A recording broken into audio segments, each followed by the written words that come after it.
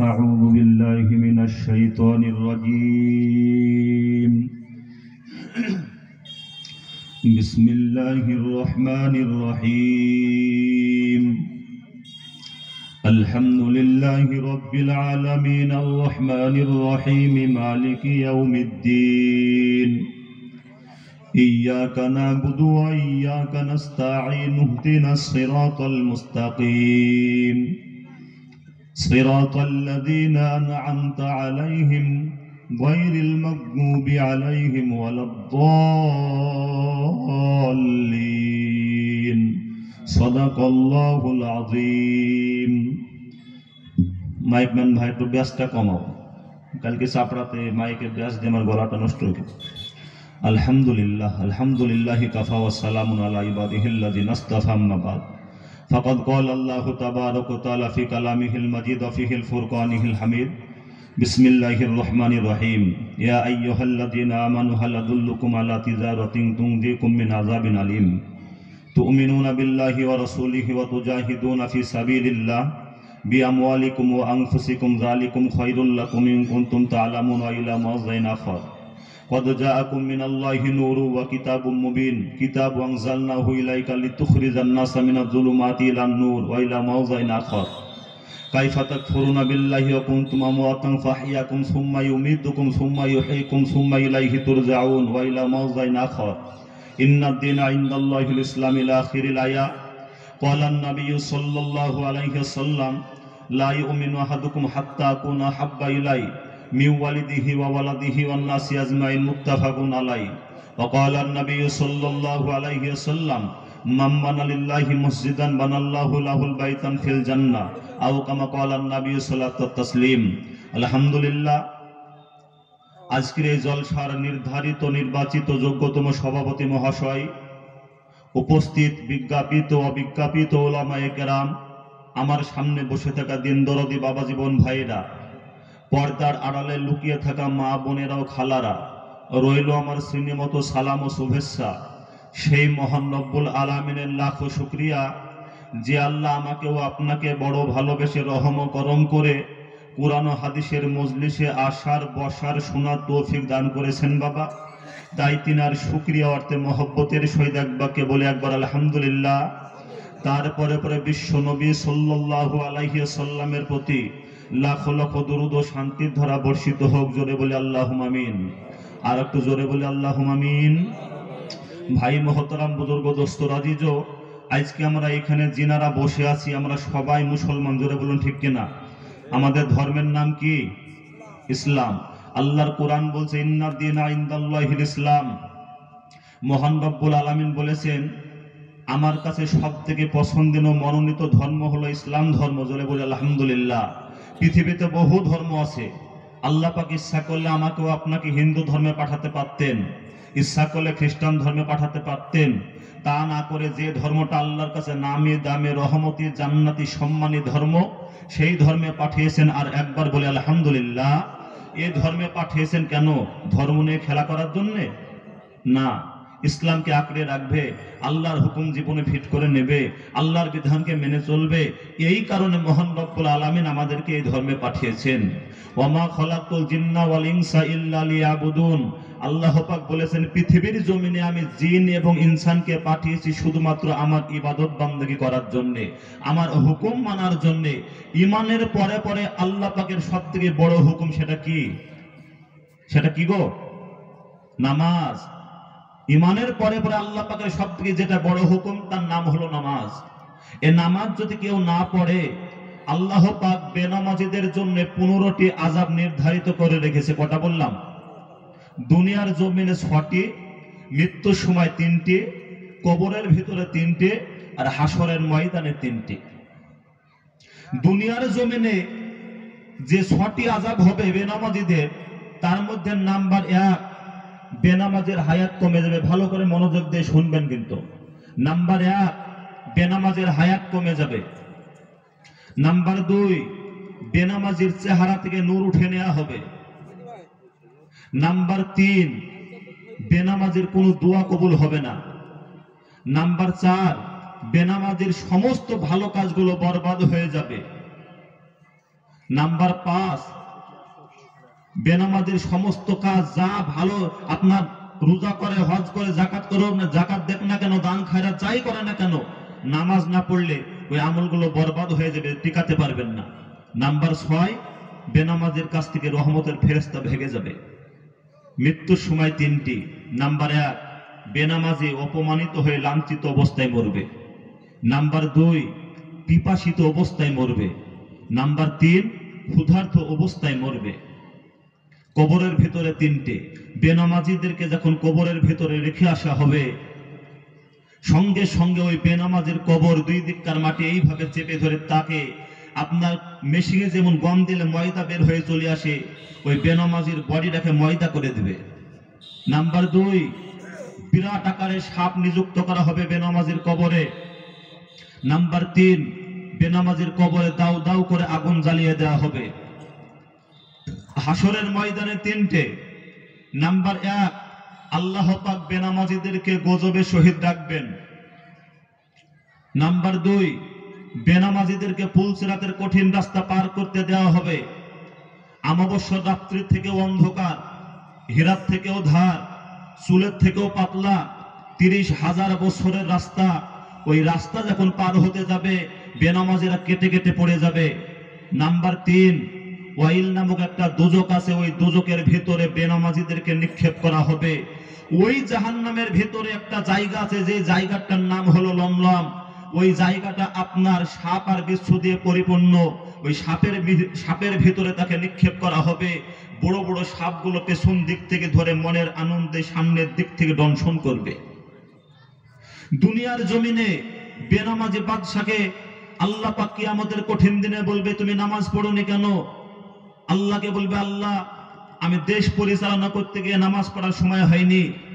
আল্লাহ পাক বলবে, আমার নবী হযরতে সুলাইমান আলাইহিস সালাম গোটা পৃথিবীর রাজত্ব পেয়েছিল, তবুও সে কোনোদিন নামাজ ছাড়েনি, তুই কেন নামাজ ছেড়েছিস বল? আর একজনকে বলবে, তুমি নামাজ পড়োনি কেন? আল্লাহ তুমি আমাকে অনেক রোগ দিয়েছিলে, যার কারণে আমার নামাজ পড়ার সময় হয়নি। আল্লাহ পাক বলবে, আমার নবী হযরত আইয়ুব আলাইহিস সালামকে 18 বছর পোকায় খেয়েছিল, তবুও সে কোনোদিন এক ওয়াক্ত নামাজ ছাড়েনি, তুই কেন নামাজ ছেড়েছিস বল? আর একজনকে বলবে, মেয়ে ছেলেকে বলবে, তুমি নামাজ পড়োনি কেন? বলবে, আল্লাহ আমার স্বামী অত্যাচার করতো, তাই নামাজ পড়ার সময় হয়নি। আল্লাহ বলবে, আসিয়ার স্বামী ফেরাউন বড় জালিম ছিল না তোমার স্বামী বড় জালিম ছিল? আসিয়া তো কোনোদিন নামাজ ছাড়েনি, সেদিন কিন্তু পাকড়াও হয়ে যাবেন। তাই মুহতারাম, সময় থাকতে, সুযোগ থাকতে আল্লাহর হুকুম, আল্লাহর বিধান জীবনে ফিট করে নেব। জোরে বলি ইনশাল্লাহ, আর জোরে বলি ইনশাল্লাহ। আল্লাহর বিধানকে আমরা ভুলে কি করে, আল্লাহর হুকুমকে অস্বীকার করে কি করে? আল্লাহ আমাদের জন্য কি না দিয়েছে, বড় বড় নিয়ামত ভক্ষণ করছি। আল্লাহ পাক মানুষের জন্য এত কিছু করেছে। আল্লাহ বলছে, বান্দা তোমাদেরকে আমি আল্লাহ কত ভালোবাসি শুনে নাও। তোমরা ঘরের ভিতরে জানালা কপাট বন্ধ করে দিয়ে গুনাহ করো, ওই গুনাহ চলা অবস্থায় আমি আল্লাহ পাক চেয়ে চেয়ে তাকে দেখি, আর জানালার ফাঁক দিয়ে তোমাদের জন্য অক্সিজেন পাঠিয়ে দিই। আমার বান্দা যেন এই অবস্থায়, আমার বান্দার জন্য মৃত্যু না হয়। জোরে বলে সুবহানাল্লাহ। আল্লাহ কত ভালোবাসেন, তারপরে আল্লাহর বিধানকে আমরা মেনে নিতে পারি না, কি করে বলি? কাইফা তাকফুরুনা বিল্লাহি ওয়া কুনতুম আমওয়াতান ফাহইয়াকুম সুম্মা ইউমীতুকুম সুম্মা ইউহয়ীকুম সুম্মা ইলাইহি তুরজাউন। হে মানব মণ্ডলীরা, তোমরা আমার হুকুমকে অস্বীকার করো কি করে, আমার হুকুমকে অমান্য করো কি করে? আমি আল্লাহ পাক তোমাদেরকে সৃষ্টি করেছি, তোমরা জন্মের পূর্বে তোমরা ছিলে মৃত্যু, ওই মৃত্যু থেকে আমি তোমাদেরকে জিন্দা করেছি, ওই জিন্দা থেকে আবার মৃত্যু ঘটাবো, ওই মৃত্যু থেকে আবার তোমাদেরকে জিন্দা করব, তোমাদেরকে পুনরায় আমার দরবারে ফিরে আসতে হবে। জোরে বলি সুবহানাল্লাহ। আমরা জন্মের পূর্বে কি ছিলাম না সবাই? আল্লাহ পাক জিন্দা করেছেন। আল্লাহ পাক বলেছে, বান্দা তোমাদের পরিচয় ছিল না, কালচার ছিল না, নাম ছিল না, নিশানা ছিল না, কেউ তোমাদেরকে চিনত না। হালাতা আলাল ইনসানি হিনুম মিনাদ দাহরি লাম ইয়াকুন শাইয়াম মাযকুরা। আমি আল্লাহ তোমাদের পরিচয় ঘটিয়েছি, কালচার ঘটিয়েছি, নাম ঘটিয়েছি, নিশানা ঘটিয়েছি, তোমাদেরকে কেউ চিনত না বান্দা। আমি আল্লাহ তোমাদেরকে কিভাবে বানালাম শুনে নাও। ফাইন্না খলাকনাকুম মিন তুরাবিন সুম্মা মিন নুতফাতিন সুম্মা মিন আলাকাতিন সুম্মা মিন মুদগাতিন। আমি আল্লাহ পাক তোমাদেরকে বানিয়েছি মাটির উপাদান থেকে। আমি আল্লাহ তোমাদেরকে বানালাম তোমার বাপ এবং মা দুজনের মিলনের কারণে। এক জাররা নাপাক পানিকে তোমার মায়ের রেহেমে প্রবেশ করে দিয়েছে রে বান্দা। ওই নাপাক পানি থেকে আমি আল্লাহ রক্ত তৈরি করে, মাংস তৈরি করে, কচি কচি হাড়ে দিয়ে সুন্দরভাবে বডি বানিয়ে, ফাকাসাউনাল ইযমা লাহমা, সুন্দরভাবে সাউনি দিয়ে তোমার মায়ের গর্ভের ভিতরে জায়গা করে দিয়েছে রে বান্দা। ফি করারিম মাকিন, এমন একটা সুরক্ষিত জায়গায় তোমাকে রেখে দিয়েছি। ইন্টেনসিভ কেয়ার ইউনিটের ভিতরে তোমাকে রেখে দিলাম, যেখানে কোনো রোগ প্রবেশ করতে পারবে না, যেখানে কোনো জীবাণু প্রবেশ করতে পারবে না, যেখানে কোনো ভাইরাস প্রবেশ করতে পারবে না। ওই রকম একটা সুরক্ষিত জায়গায় তোমাকে রেখে দিলাম। জোরে বলি সুবহানাল্লাহ, আর জোরে বলি সুবহানাল্লাহ। মায়ের গর্ভের ভিতরে বান্দা কদিন ছিল গো? জোরে বলুন। 10 মাস 10 দিন। মায়ের গর্ভের ভিতরে যখন বান্দা ছিল, বান্দার খাবারের প্রয়োজন হয়েছিল না হয় নাই? কথা বলতে হবে। খাবারের প্রয়োজন হয়নি, অমনি বেঁচে ছিল? খাবারের প্রয়োজন হয়েছিল। আল্লাহ বলেছে, বান্দারে তোমার মায়ের গর্ভের ভিতরে তোমার দেশের কোন নেতা সরকার তোমার জন্য খাবারের ব্যবস্থা করেনি, তোমার দেশের কোন প্রধানমন্ত্রী খাবারের ব্যবস্থা করেনি, তোমার দেশের কোন সার্জন ডাক্তার তোমার জন্য খাবারের ব্যবস্থা করেনি। তোমার মায়ের গর্ভের ভিতরে আমি আল্লাহ পাক আল্লাহ তাআলা তোমার জন্য খাবারের ব্যবস্থা করে দিলাম। জোরে বলে সুবহানাল্লাহ। আল্লাহ বলে, বান্দারে তোমার মায়ের গর্ভের ভিতরে তুমি ভালো মন্দ খেতে পারবে না, তোমার জন্য কি থেকে খাবার তৈরি করলাম তুমি শুনে নাও। তোমার মায়ের মাসিক রক্তগুলোকে বন্ধ করে দিয়ে ওই রক্তগুলো তোমার জন্য খাবারে পরিণত করলাম। জোরে বলে সুবহানাল্লাহ। আল্লাহ ডাক দিয়ে বলে, বান্দা তোমার মুখখানা আমি বানিয়েছি পবিত্র করে, আর ওই খাবারটা হলো নাপাক। আমি মুখখানা এই কারণে পবিত্র করে বানিয়েছি যাতে করে পৃথিবীর জমিনে এসে ওই পবিত্র মুখটা দিয়ে আমার নাম নেবে, আমার নবীর নামে দুরূদ পড়বে, তাসবিহ তাহলিল করবে। এই কারণে আমি মুখখানা পবিত্র করে রেখেছি।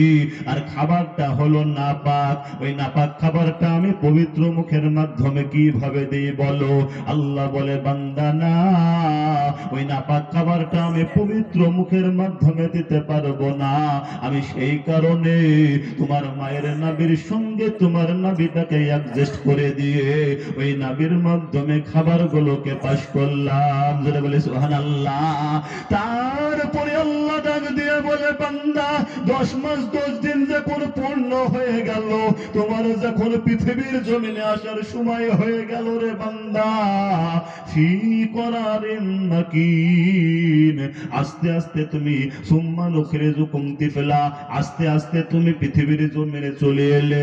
তুমি যখন পৃথিবীর জমিনে চলে এলে, আল্লাহু আখরাজাকুম মিন বুতুনি উম্মাহাতিকুম লা তা'লামুনা শাইয়া, এমন ভাবে তোমাকে পৃথিবীর জমিনে আমি নিয়ে এলাম যখন তোমার কোনো কথা বলার ক্ষমতা ছিল না, ক্ষুধার যন্ত্রণায় মরে গেলেও মা খেতে দাও বলার কোনো ক্ষমতা ছিল না। আমি সেদিকে লক্ষ্য রেখে তোমার মায়ের কলিজার ভিতরে তোমার প্রতি এমন একটি দুর্বিনতি মহব্বত পয়দা করে দিলাম, তোমাকে শুয়ে রেখে মা হাজারো কাজকর্ম করবে। তুমি যখন কান্না করবে, তোমার কান্নার আওয়াজটা যখন তোমার মায়ের কানে চলে যাবে, মা হাজারো কাজকর্ম ফেলে দিয়ে দৌড়ে এসে বুকে তুলে নিয়ে মায়ের স্তনটা মুখে লাগিয়ে দেবে। জোরে বলে সুবহানাল্লাহ, আর জোরে বলে সুবহানাল্লাহ। আল্লাহ বলে, বান্দা পৃথিবীর জমিনে যখন তুমি চলে এলে, 1 দিন 2 দিন 3 দিন কার ছেলে রে বান্দা, ভালো মন্দ খেতে পারবে না। আমি সেদিকে লক্ষ্য রেখে পৃথিবীর জমিনে আসার 6 মাস আগে তোমার জন্য খাবার আমি তোমার মায়ের বুকের ভিতরে রিজার্ভ করে রেখেছি। জোরে বলে সুবহানাল্লাহ। আল্লাহ বলে, বান্দা তুমি তোমার মায়ের গর্ভের ভিতরে ছিলে, যেখানে কোনো রোগ প্রবেশ করতে পারেনি, যেখানে কোনো জীবাণু প্রবেশ করতে পারেনি, যেখানে কোনো ভাইরাস প্রবেশ করতে পারেনি। কিন্তু তুমি যখন পৃথিবীর জমিনে চলে এলে, হাওয়া বাতাসে হাজারো রোগ জীবাণু ঘোরাফেরা করতেছে, আলো বাতাসে হাজারো জীবাণু ঘোরাফেরা করতেছে। তোমার কচি দেহতে ওই রোগগুলো প্রতিরোধ করবে কিভাবে? ওই কচি দেহতে ওই রোগগুলো প্রতিরোধ করতে পারবে না। আমি সেদিকে লক্ষ্য রেখে তোমার মায়ের দুধের ভিতরে পৃথিবীর সমস্ত রোগ প্রতিরোধ করার ক্ষমতা আমি আল্লাহ দিয়ে দিলাম। জোরে বলে সুবহানাল্লাহ। আর জোরে বলে সুবহানাল্লাহ। তারপরে আল্লাহ ডাক দিয়ে বলে, বান্দা ওই দুধটাকে যখন তুমি টস টস করে বড় হয়ে গেলে, তারপরে যখন তোমাকে যে বড় হলো, এই বান্দা যেই মুখখানা আল্লাহ পাক পবিত্র করে রেখেছে, আল্লাহর কোরআন খানা পড়বে বলে, ওই পবিত্র কোরআন খানা পড়ে একবার শোনাও। ওই ব্যক্তি তখন বলে, সমস্ত জিনিস আমার ব্রেনে ঢোকে, আল্লাহর কোরআন খানা আমার ব্রেনে ঢোকে না। কোরআন খানা কঠিন, কিন্তু আল্লাহ পাক বলছেন, ওয়ালাকাদ ইয়াসসারনাল কুরআন, আমি কোরআনকে বান্দাদের জন্য সহজ করে দিয়েছি, যাতে করে বান্দারা আমার পবিত্র কোরআন খানা মুখস্থ করতে পারে। জোরে বলে সুবহানাল্লাহ। পৃথিবীর জমিনে হাজারো ধর্মগ্রন্থ আছে, কোন ধর্মগ্রন্থের হাফেজ নাই। একটা ধর্মগ্রন্থের হাফেজ আছে, যেটার নাম হলো আল কোরআন। কেননা আল্লাহ পাক ওয়ালাকাদ ইয়াসসারনাল কুরআন, এই কোরআনকে আল্লাহ পাক বান্দার জন্য সহজ করে দিয়েছে। যারা বলে সুবহানাল্লাহ। সহজ করে দেওয়ার পরেও আমরা কোরআনটা পড়তে পারি না। হায় রে হতভাগা মুসলমান, আজকে সারা পৃথিবীতে মুসলমানদের ভিতরে অশান্তির একটাই কারণ, মুসলমানদের ঘরে ঘরে কোরআনের বাতি জ্বলে না, কোরআনের শিক্ষা নাই, যার কারণে সারা পৃথিবীতে যত অশান্তি।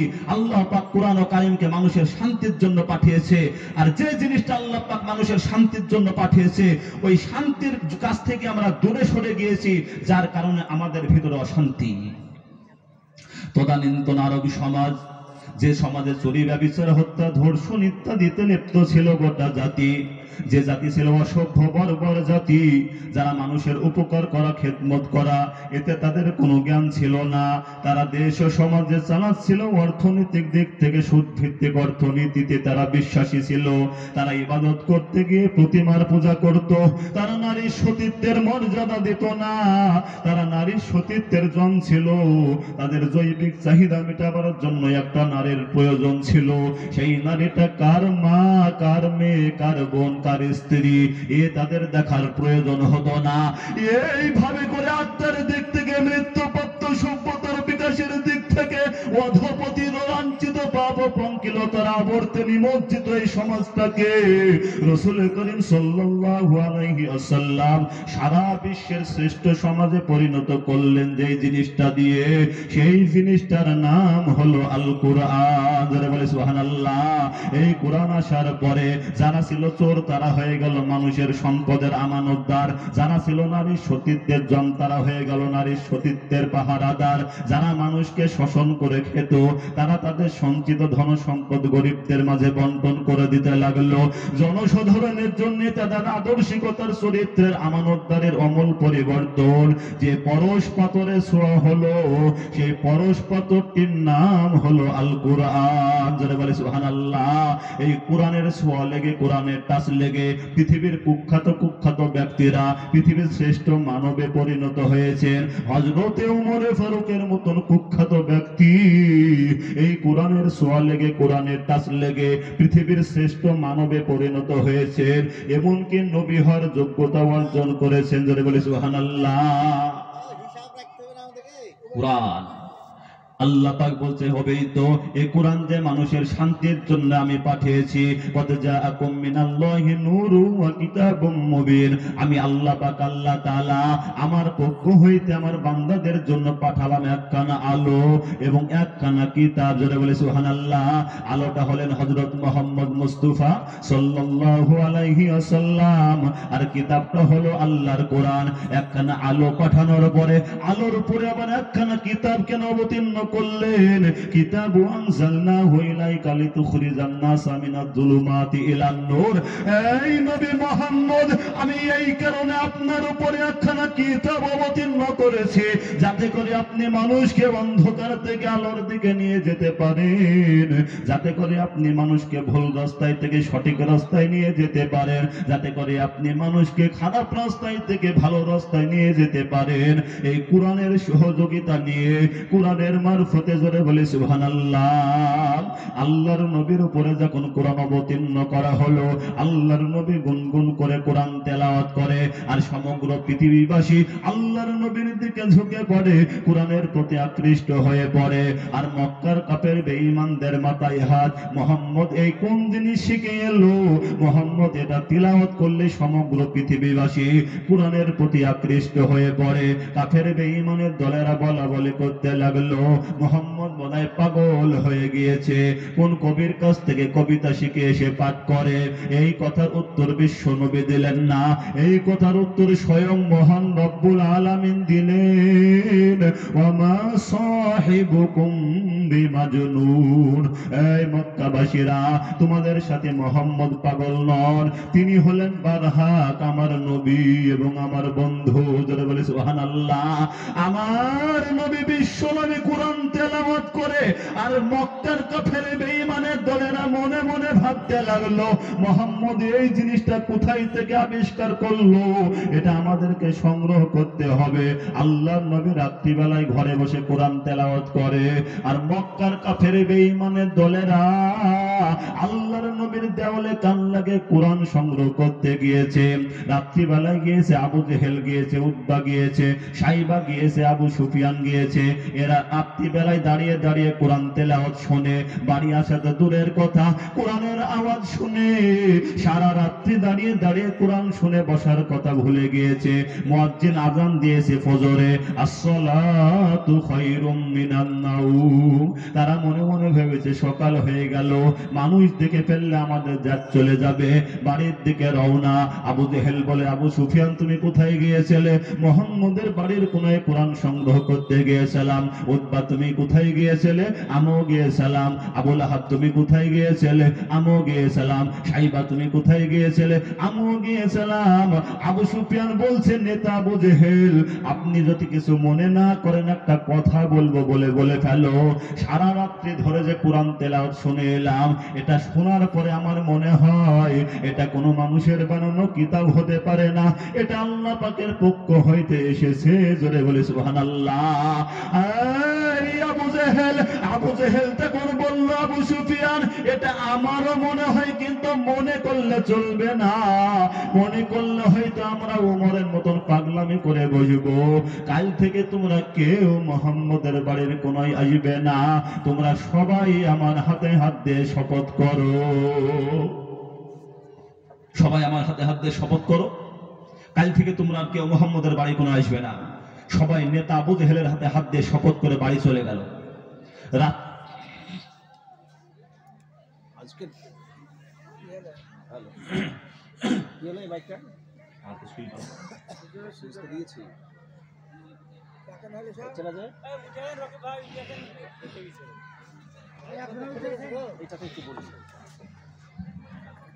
আজকের জালসার সম্মানিত সভাপতি হাফেজ শেখ সাহেব, আপনাকে অনুরোধ করছি আপনি স্টেজে আসুন। সেই সঙ্গে মসজিদের সম্পাদক খোরশেদ সাহেব, আব্বাস মিস্ত্রি ও মিরাজুল মন্ডল, আপনাদেরকে অনুরোধ করছি আপনারা দ্রুত স্টেজে এসে দেখা করুন। সবাই আবু জেহেলের হাতে হাত দিয়ে শপথ করে বাড়ি চলে গেল। রাত্রি হয়ে গেল, আপন আপন বিছানায় শুয়ে পড়ল। রাত্রিবেলায় শুয়ে তাদের আর ঘুম আসে না। কালকে কোন জিনিস শুনে এলাম, এই জিনিস যে আবার শুনতে মন চাই। জোরে বলে সুবহানাল্লাহ। কোরআন এত মধুর, কিন্তু মনে মনে ভাবলো গেলে তো হবে না আবু জেহেলের ভয়ে। এদিকে আবু জেহেল রাত্রিবেলায় আপন বিছানায় শুয়ে ও মনে মনে রুসফুস করে যে কালকে কোন জিনিস শুনে এলাম, আবার শুনতে মন চাই, কিন্তু শুনতে গেলে হবে না, আমি নেতা, সবাই আমাকে নেতা বলে মানে। আর মোহাম্মদের বাড়ির কোনায় কোরআন শুনতে গিয়ে যদি মানুষের চোখে ধরা পড়ে যায়, তাহলে আমার ইজ্জত থাকবে না, আর কেউ নেতা বলেও মানবে না। অনেক রাত্রি হয়ে গেল, আবু জেহেল আর ঘুমাতে পারে না। আবু জেহেল যখন ঘুমাতে পারলো না, আবু জেহেল মনে মনে ভাবলো, ওরা সবাই আমার হাতে হাত দিয়ে শপথ করেছে, আমার ভয়ে ওরা কেউ কোরআন শুনতে যাবে না, আজকে আমি একাই যে মজা করে কোরআন শুনবো। এদিকে উতবা মনে মনে ভেবেছে, আবু জেহেলের ভয়ে ওরা কেউ যাবে না, আজকে আমি একাই যে মজা করে কোরআন শুনবো। উতবাও চলে গিয়েছে। সাইবা মনে মনে ভেবেছে, ওরা কেউ আবু জেহেলের ভয়ে যাবে না, আজকে আমি একাই যে মজা করে কোরআন শুনবো। সাইবাও চলে গিয়েছে। আবু সুফিয়ান মনে মনে ভেবেছে, ওরা কেউ আবু জেহেলের ভয়ে যাবে না, আজকে আমি একাই যে মজা করে কোরআন শুনবো। আবু সুফিয়ানও চলে গিয়েছে। আবার সবাই চলে গিয়েছে। সারা রাত্রি কোরআন শুনে কলিজা ঠান্ডা করে অন্ধকার রাত্রি বাড়ির দিকে রওনা। অন্ধকার রাত্রিতে একে অপরের সঙ্গে ধাক্কা ধাক্কি শুরু হয়ে গিয়েছে। আবু জেহেল বলছে, তোমরা কে? বলে, আমি হলাম আবু সুফিয়ান। কোথায় গিয়েছিলে? মোহাম্মদের বাড়ির কোনায় কোরআন শুনতে গিয়েছিলাম। তুমি কোথায় গিয়েছিলে? বলে, আমিও গিয়েছিলাম। সাইবা, তুমি কোথায় গিয়েছিলে? বলে, আমিও গিয়েছিলাম। আবু জেহেল বলে, কালকে যে তোমরা আমার হাতে হাত দিয়ে শপথ করলে, আবার কেন আজকে গেলে বলো? আবু সুফিয়ান বলছে, নেতা মাতব্বরি অন্য জায়গায় করো, এখানে করতে এসো না, তুমি কেন নেতা হয়ে গেলে বলো? আবু জেহেল মনে মনে ভাবলো, এইভাবে করে মানুষকে কোরআন থেকে আলাদা করা যাবে না। আবু জেহেল একটা দেশে আইন পাশ করে দিল, ওই কথাটা মহান রব্বুল আলামিন কোরআনে কোড করে দিয়েছেন। ওয়াকাল আল্লাযীনা কাফারু লা তাসমাউ লিহাযাল কুরআন ওয়ালগাউ ফিহি লাআল্লাকুম তাগলিবুন।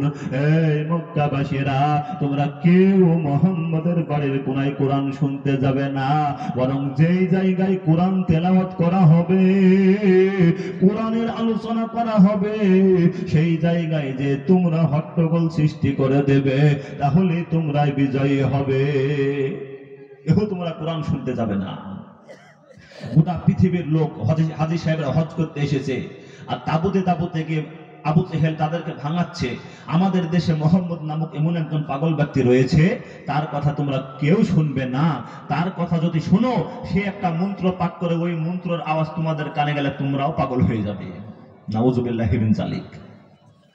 হাজী সাহেবরা মনে মনে ভাবলো, এত বড় মাপের পাগল, তার মন্ত্রের আওয়াজ কানে এলে আমরাও পাগল হয়ে যাব। তাহলে তো পাগলটাকে একবার দেখতে হয়, কিন্তু মন্ত্রের আওয়াজ কানে এলে হবে না, আমরা কানের তুলো লাগিয়ে পাগল দেখতে যাব। হাজী সাহেবরা কানের তুলো লেগে মোহাম্মদ নামক পাগল দেখতে গিয়েছেন। নাউযুবিল্লাহি মিন যালিক। আল্লাহর নবী, বিশ্ব নবী কাবা ঘরের কোনায় বসে কোরআন তেলাওয়াত করে। আল্লাহর নবীকে দেখে হাজী সাহেবরা মনে মনে ভাবতে লাগলো, জীবনে বহু পাগল দেখেছি, এত সুন্দর পাগল আমরা কোনো কালে দেখিনি। এই ব্যক্তি কোনোদিন পাগল হতে পারে না। জোরে বলে সুবহানাল্লাহ। হাজী সাহেবরা কানের তুলো খুলে ফেলে দিয়েছে। আল্লাহর নবী সাল্লাল্লাহু আলাইহি ওয়াসাল্লাম কোরআন তেলাওয়াত করে। কোরআন তেলাওয়াতের আওয়াজ হাজী সাহেবদের কানে পৌঁছে গিয়েছে। হাজী সাহেবরা ঝরঝর করে কান্নায় ভেঙে পড়ে। হাজী সাহেবরা আল্লাহর নবীর পদতলে লুটিয়ে পড়ে। ওগো আল্লাহর নবী, আমরা আপনাকে চিনতে ভুল করেছিলাম গো হুজুর। ওই আবু জেহেল বেঈমান কাফের শয়তান, ও আপনার ব্যাপারে আমাদেরকে ভুল বুঝিয়েছিল। আমরা এবার বুঝতে পেরেছি, আপনি হলেন বারহাক আল্লাহর নবী এবং আল্লাহর রাসূল। জোরে বলে সুবহানাল্লাহ। হাজার হাজার আপনার হাজী সাহেবরা আল্লাহর নবীর হাতে হাত দিয়ে মুসলমান হয়েছে কোরআনের ছোঁয়া লেগে। আল্লাহ পাক বলছেন, হবেই তো। এই কোরআন কোন কোরআন? যালিকাল কিতাবু লা রাইবা ফিহি। এই কিতাবটা হলো সেই কিতাব, যেই কিতাবের ভিতরে কোনো ভুল নাই, যেই কিতাবের ভিতরে কোনো সন্দেহের অবকাশ নাই। এই কিতাবটা হলো সেই কিতাব। পৃথিবীতে বহু বেদিন এসেছে যারা আল্লাহকে অস্বীকার করেছে, নবীকে অস্বীকার করেছে, এসেছে, কিন্তু কেউ কোনোদিন বলতে পারেনি এটা হলো মানুষের বানানো কিতাব। যারা বলেছে তারা প্রমাণ দিতে পারেনি। কাফের বেঈমানের দলেরা যারা বলেছে এটা মানুষের বানানো কিতাব, তাদের সামনে আল্লাহ পাক চ্যালেঞ্জ ছুড়ে দিয়েছেন ১৫০০ বছর আগে, ইন কুনতুম ফি রাইবিম মিম্মা নাযালনা আলা আবদিনা ফাতু বিসূরাতিন মিন মিসলিহি ওয়াদউ শুহাদাআকুম মিন দুনিল্লাহি ইন কুনতুম সাদিকিন। যারা তোমরা বলতেছো এটা মানুষের বানানো কিতাব, তারা তোমাদেরকে বলছি তোমরা এই রকম একটা কিতাব বানিয়ে দেখাও। এই কিতাবের কথা তোমরা ছেড়ে দাও, এই কিতাবের ভিতরে সব থেকে যেটা ছোট্ট সূরা রয়েছে ওই রকম একটা ছোট্ট সূরা তোমরা অবতীর্ণ করে দেখাও, বানিয়ে দেখাও। সেই সময়তে ভাবছি বানাতে গিয়েছিল আল কারিআতু মাল কারিআতু ওয়া মা আদরাকা মাল কারিআ, এই সূরার কপি বের করতে চেয়েছিল আল কারিআতু মাল কারিআতু ওয়া মা আদরাকা মাল কারিআ। কিয়ামতের দিনে যে একটা বিকট আওয়াজ হবে, ওই আওয়াজ সম্বন্ধে কি কাউরে তোমাদের ধারণা আছে? ইয়াউমা ইয়াকুনুন নাসু কাল ফারাশিল মাবসুস, ওই কঠিন দিনে মানুষ দলে দলে বিভক্ত হইয়া যাইবে। এই সূরা অবতীর্ণ হওয়ার আগে আল্লাহ পাকের এই কথাটা কোনোদিন কেউ শুনেনি। কাফের বেঈমানের দলেরা যেটা বানালো সেটা সবাই জানে। আল ফিল মাল ফিল ওয়া মা আদরাকা মাল ফিল, হাতি কি জিনিস তোমরা জানো? হাতি একটা বিরাট আকারের জন্তু, সামনের দিকে একখানা সুর রয়েছে, কুলোর মতন বড় বড় দুখানা কান রয়েছে। পথের দলেই বলা বলি করতে লাগলো, আরে বোকা রে বোকা, হাতি কি জিনিস একটা বাচ্চা ছেলেকে জিজ্ঞাসা করলেও বলে দিতে পারবে, একটা পাগলকে জিজ্ঞাসা করলেও বলে দিতে পারবে। এটা আবার নতুন কি কথা হলো? ওই সূরাটা টিকলো না। আজ ১৫০০ বছর হয়ে গেল, আজ পর্যন্ত কেউ একটা সূরা বানাতে পারেনি, আর কিয়ামত পর্যন্ত পারবে না। জোরে বলি সুবহানাল্লাহ। মুসলমান দরদি কাফের বেঈমানের দলেদেরকে আল্লাহ পাক তারপরে বলেছে তোরা কিয়ামত পর্যন্ত কেউ একটা সূরা বানাতে পারবে না। ফাইল্লাম তাফআলু ওয়া লাম তাফআলু ফাত্তাকুন নারাল্লাতী ওয়াকুদুহান নাস ওয়াল হিজারা উইদ্দাত লিল কাফিরিন। তোরা কিয়ামত পর্যন্ত কেউ একটা সূরা বানাতে পারবে না, আর তোরা যদি বানাতেই না পারিস তাহলে ভয়াবহ জাহান্নাম থেকে বাঁচার চেষ্টা কর। যে জাহান্নাম আমি প্রশস্ত করে রেখেছি শুধুমাত্র কাফের বেঈমানদের জন্য। যারা বলে সুবহানাল্লাহ। ইন্না জাহান্নামা কানাত মিরসাদা, নিশ্চয় জাহান্নাম অপেক্ষায় আছে লিত্তাগিনা মাআবা, সীমা লঙ্ঘনকারীদের জন্য। যারা আল্লাহর সীমাকে লঙ্ঘন করেছে ওই সব সীমা লঙ্ঘনকারীদের জন্য। লাবিসিনা ফিহা আহকাবা, সেখানে তারা দলের পর দল এক জায়গায় হবে। ওই দিনটা যে বড় কঠিন দিন হবে। এক জায়গায় হওয়ার পরে এক বিন্দু শীতল ঠান্ডা পানির জন্য ছুটাছুটি করবে। ইল্লা হামিমা ওয়া গাসসাকা, তাদেরকে এক বিন্দু শীতল ঠান্ডা পানি দেয়া হবে না, পানির পরিবর্তে দেয়া হবে ইল্লা হামিমা ওয়া গাসসাকা, গরম ফুটন্ত পানি এবং গরম ফুটন্ত পুজ। দেখে খেতে চাইবে না, ফেরেশতারা মুখে চিড়ে ধরে তাদের ভিতরে গরম ফুটন্ত পুজ ভরে দেবে। জাযাআও বিফাকা, এগুলো তাদের পরিপূর্ণ প্রতিফল হিসাবে। দুনিয়ার জমিনে যে অসৎকর্ম করেছে, দুনিয়ার জমিনে নামাজ পড়েনি, আল্লাহর হুকুমকে মানেনি, আল্লাহর বিধানকে মানেনি, তাদের পরিপূর্ণ প্রতিফল হিসাবে ইন্নাহুম কানু লা ইয়ারজুনা হিসাবা, তারা কোনোদিন হিসাব নিকাশের আশা করত না। তারা মনে মনে ভাবতো কবে মরণ হবে তার ঠিক নাই, কবে হাসর হবে তার কোনো ঠিক নাই। তারা কোনোদিন হিসাব নিকাশের আশা করত না। ওয়াকাযযাবু বিআয়াতিনা কিযাবা, তারা আল্লাহর কোরআনের আয়াতগুলোকে মিথ্যা ভাবতো। ওয়া কুল্লা শাইইন আহসাইনাহু কিতাবা, আল্লাহ বলেছে বান্দা তোরা যে আমার কোরআনের আয়াতগুলোকে মিথ্যা ভেবেছিস ওইগুলো আমি একটা খাতায় লিপিবদ্ধ করে সংরক্ষিত করে রেখেছি। কিয়ামতের দিনে আমার নিকট তোরা আসবি, আমার সামনে তোরা দণ্ডায়মান হবে। একটা একটা করে খাতার পৃষ্ঠা উল্টে দেব। ফাযুকু ফালান নাযিদাকুম ইল্লা আযাবা, আর একটা একটা করে ধরবো, আর একটা একটা করে জাহান্নামের ভিতরে নিক্ষেপ করব। জাহান্নাম কঠিন, তাই জাহান্নাম থেকে আমাদেরকে বাঁচতে হবে।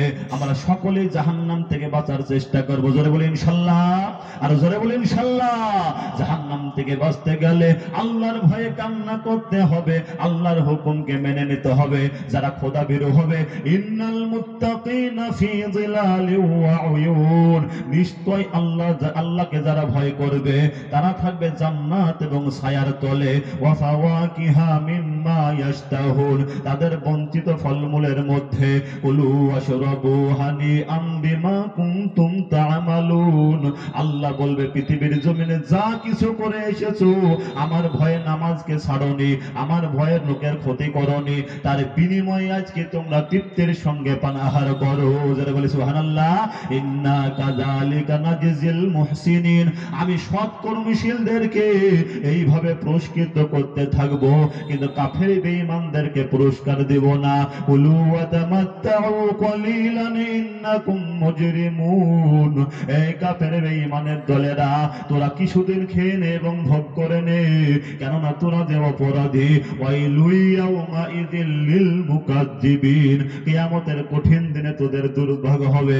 সেদিন আল্লাহকে বলবে, আল্লাহ জীবনে নামাজ না পড়ে বহু ভুল করেছি গো আল্লাহ, আর একটিবার দুনিয়ার জমিনে পাঠাও, সারা জীবন তোমার দরবারে মাথা ঠুকবো, আর কোনোদিন জীবনে নামাজ ছাড়বো না। যদি বলে সুবহানাল্লাহ। কিন্তু সেদিন আর তো তোমাকে সময় দেওয়া হবে না, সেদিন আর সুযোগ দেওয়া হবে না। তাই সময় থাকতে সুযোগ থাকতে আমরা সুযোগটা আল্লাহর রাস্তায় কাজে লাগাবো। জোরে বলি ইনশাআল্লাহ। আমরা আজ থেকে সবাই 5 ওয়াক্তের নামাজি হয়ে যাব। জোরে বলি নারায়ে তাকবীর। মুসলমান দরদি আমার, 5 ওয়াক্ত নামাজি হয়ে যেতে হবে।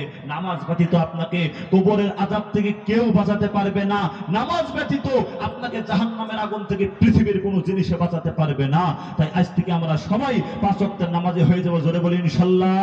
মুহতারাম বুজুর্গ দোস্তর আজিজ, অনেক সময় মৌলবি সাহেবরা যখন বলে আগো নামাজ পড়ছেন না, নামাজ না পড়লে কবরে যে কি জবাব দেবেন, বলে না।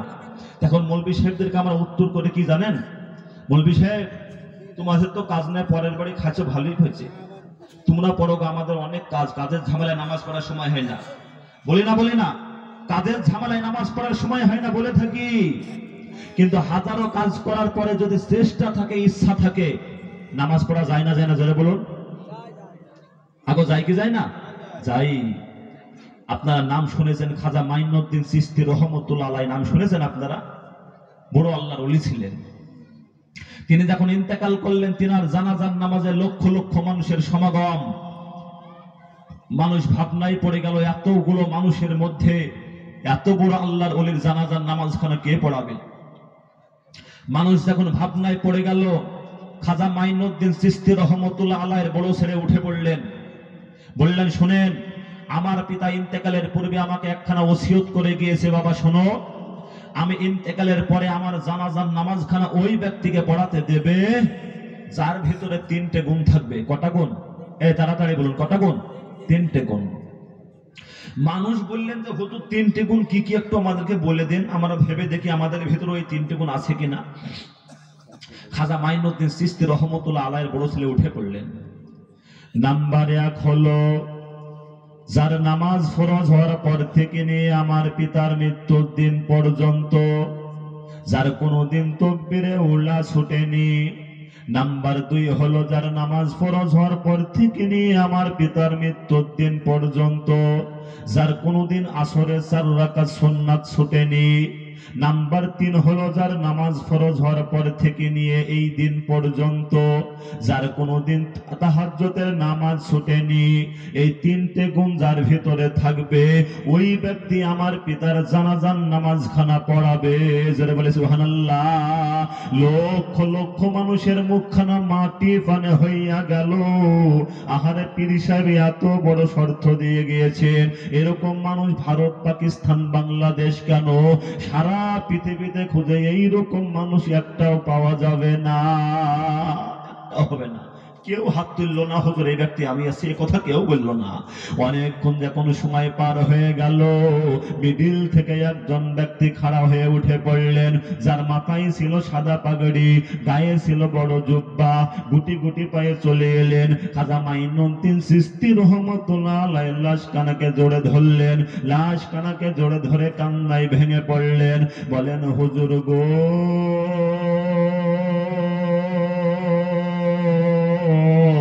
যে এই কথাটাই আমি কিয়ামত পর্যন্ত মানুষের সামনে প্রকাশ করব না ভেবেছিলাম গো হুজুর, ওই কথাটাই আজকে আপনার কারণে মানুষের সামনে প্রকাশ হইয়া গেল।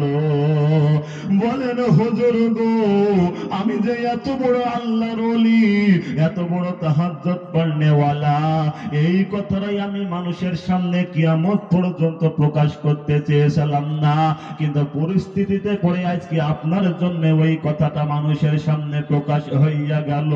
যারা বলে সুবহানাল্লাহ। তিনি কে ছিলেন বাবা? তিনি আমার আপনার মতন কোন সাধারণ মানুষ ছিলেন না।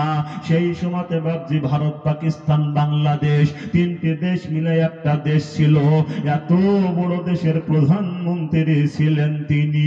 যারা বলে সুবহানাল্লাহ। যিনার নাম হলো শামসুদ্দিন আলতামাজ রহমতুল্লাহ আলাইহি। এত বড় দেশের প্রধানমন্ত্রী ছিলেন তিনি। এত বড় দেশকে চালানোর পরেও তিনার কোনোদিন তাকবীরে উলা ছুটেনি। এত বড় দেশকে চালানোর পরেও তিনার কোনোদিন তাহাজ্জুদের নামাজ ছুটেনি।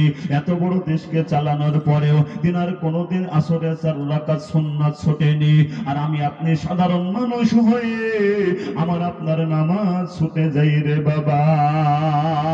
নামাজ যদি ছুটে যায়, অন্ধকার কবর আপনার জন্য কঠিন জায়গা হয়ে যাবে।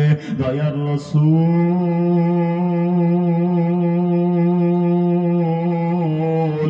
আপনার পবিত্র জবানে বলেছে, অন্ধকার কবর বড় কঠিন জায়গা। অন্ধকার কবর কাউরির জন্য জান্নাতের বাগিচা হইবে, অন্ধকার কবর কাউরির জন্য জাহান্নামের গর্ত হইয়া যাইবে। আমার কোন উম্মতি একবার যদি জানতো কবর কত কঠিন জায়গা, তাহলে মানুষ মারা গেলে মানুষকে তো কোনোদিন কবরের ভেতরে রাখতো না।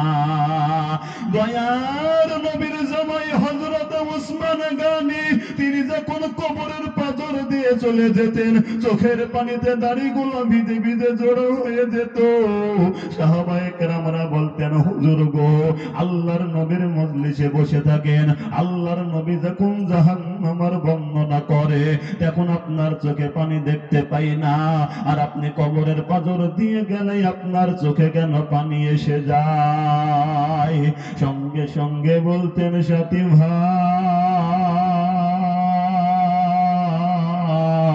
অন্ধকার কবর বড় কঠিন জায়গা, ভয়ানক জায়গা। দুনিয়ার জমিনে অন্যায় করেন না কেন, অত্যাচার করেন না কেন, খারাপি করেন না কেন, সাথী ভাই, কোর্টে গিয়ে মামলা হবে, টাকা দিলে কেসটা ফিনিশ হইয়া যাইবে। অন্ধকার কবরে পয়সাওয়ালা চলবে না, জমিদারি চলবে না, সুন্দর চেহারা চলবে না, মাস্টার ডাক্তার চলবে না, নেতাকারী চলবে না। অন্ধকার কবরে চলবে ইন্নাল্লাযীনা আমানু ওয়া আমিলুস সালিহাত। যে ব্যক্তি ভালো কাজ ভালো কর্ম করে যাবে, তার জন্য অন্ধকার কবর জান্নাতের বাগান হইয়া যাইবে।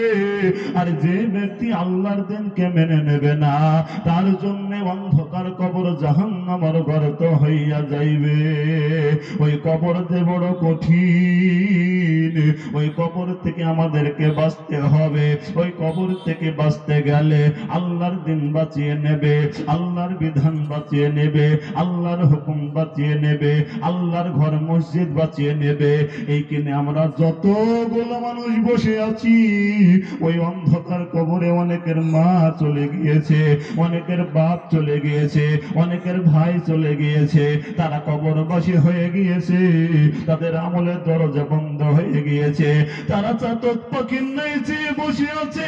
এই জলসার ডেটটা যেদিন থেকে নির্ধারিত হয়েছে রে বাবা, এই এলাকার সমস্ত কবরবাসী চাতক পাখির ন্যায় চেয়ে বসে আছে। আল্লাহর ঘরের উন্নতি কল্পে জলসা হবে, ওই কঠিন দিনে আমার কোন ছেলে আছে কোন মেয়ে আছে আমার জন্য একটু সহযোগিতার হাতকে বাড়িয়ে দিয়ে আমার কবরের আযাবটা একটু হালকা করে দেবে।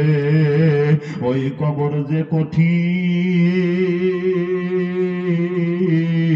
ওই কবর থেকে পিতামাতাকে বাঁচাতে হবে, আমাদেরকেও বাঁচতে হবে। কবর থেকে বাঁচতে গেলে আল্লাহর ঘর বাঁচিয়ে নেবে। আল্লাহর ঘরের জন্য আমাদেরকে জীবন দিতে হয় না।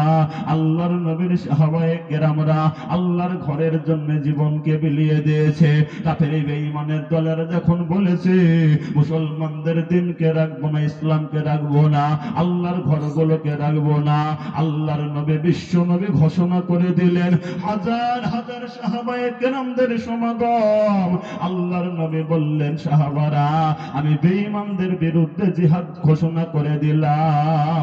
সাহাবায়ে কেরামরা বললেন হুজুর গো আমরা রেডি আছি, জিহাদটা কবে হবে বলুন। আল্লাহর নবী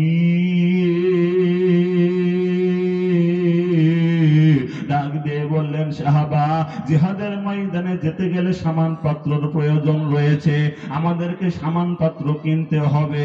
তোমরা কে কি আল্লাহর রাস্তায় দান করবে বলো।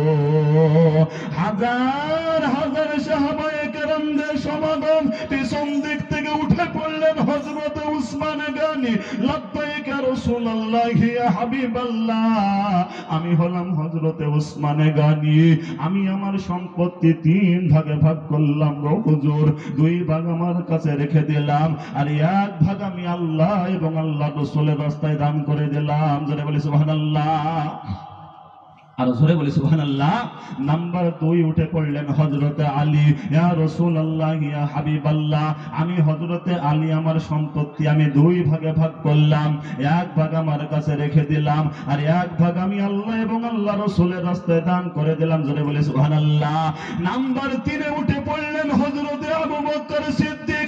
আল্লাহর নবী আমি হযরতে আবু বকর সিদ্দিক আমি আমার সম্পত্তি ভাগাভাগি করলাম না, আমি আমার সম্পত্তি সম্পূর্ণটা আল্লাহর রাস্তায় দান করে দিলাম। ধরে বলি সুবহানাল্লাহ। আমি সমস্ত আল্লাহ আমার সম্পত্তিটা আল্লাহর রাস্তায় দান করে দিলাম। সাহাবায়ে কেরামদের যখন মোটা মোটা দানের কম্পিটিশন শুরু হয়ে গিয়েছে, এমত অবস্থায় একজন মহিলা ছুটতে ছুটতে চলে আসতেন। ইয়া রাসূলুল্লাহ ইয়া হাবিবাল্লাহ, রাসূল গো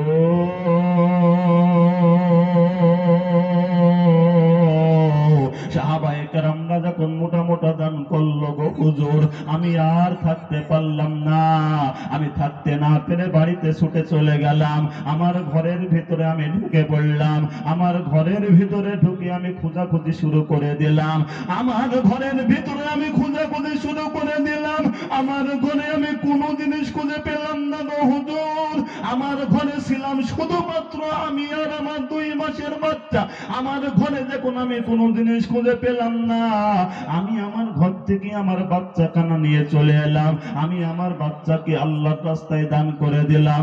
আপনি দয়া করে মেহেরবানি করে আপনি আমার বাচ্চাকে নিয়ে জিহাদের ময়দানে যান। যারা বলে সুবহানাল্লাহ।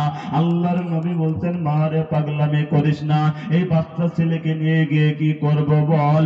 এ মারামারি করতে পারবে না, লড়াই করতে পারবে না, তরবারি ধরতে পারবে না, জিহাদ করতে পারবে না। ওই মহিলা তখন বলছেন রাসূল গো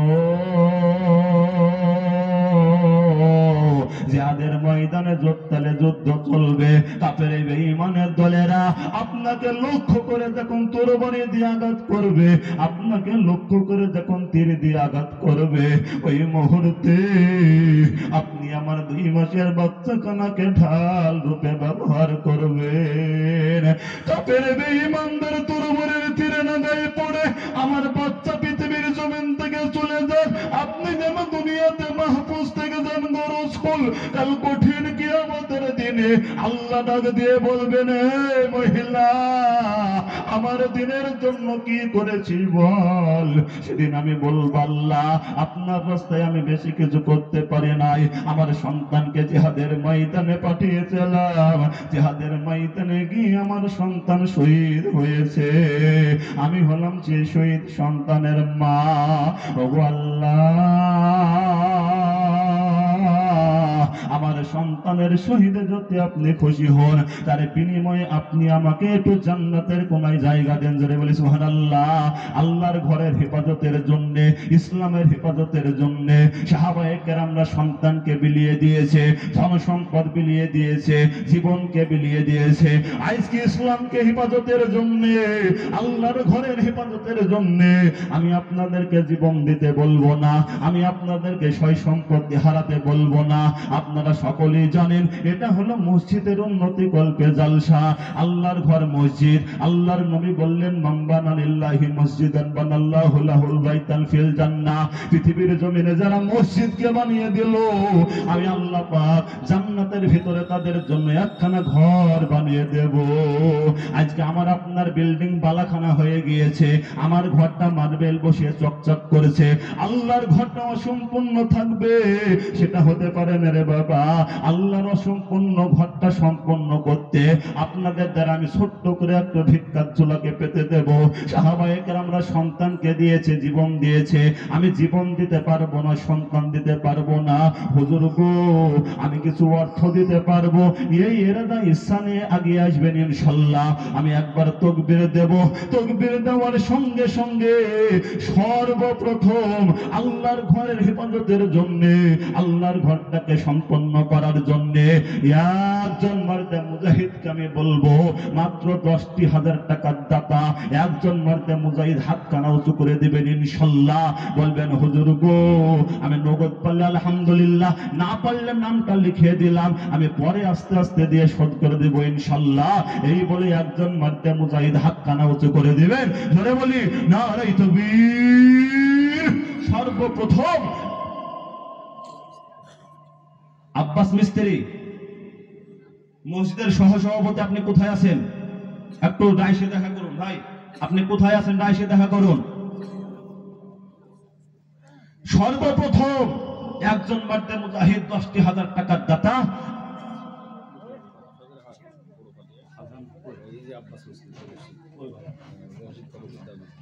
এই দেখেন দেখেন মার্দে মুজাহিদ কাকে বলে দেখলেন? এইরকম কমিটি হওয়ার দরকার। কি ভাই আপনার ঠিক আছে, আমার 20,000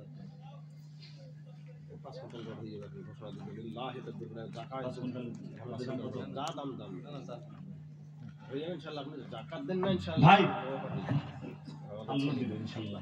এই দেখেন মুসাফা হয়েছে, মুসাফা হয়েছে ভাইয়ের সঙ্গে মসজিদের সহসভাপতি নাকি? মসজিদের সহসভাপতি হলে এই রকমই হতে হয় বা টাকা থাকলে হয় না, দিল থাকতে হয়। আমি চেয়েছি 10, সহসভাপতি সাহেব এসে বলছেন আমি দিব 5 কুইন্টাল রড। জোরে বলে মারহাবা, জোরে বলে আলহামদুলিল্লাহ। 35,000 টাকা দাম। জোরে বলি নারায়ে তাকবীর। আল্লাহ তোমার পিয়ারা বান্দা এখানে হাজির, 5 কুইন্টাল রড দিল তোমার খাতির। কি দোয়া করিব আমি তাহারি জন্নতে, সুখের হালাতে রেখো দোনো জাহানেতে।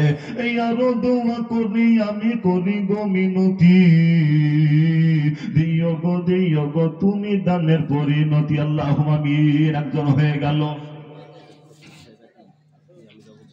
সম্পাদক এই মসজিদে।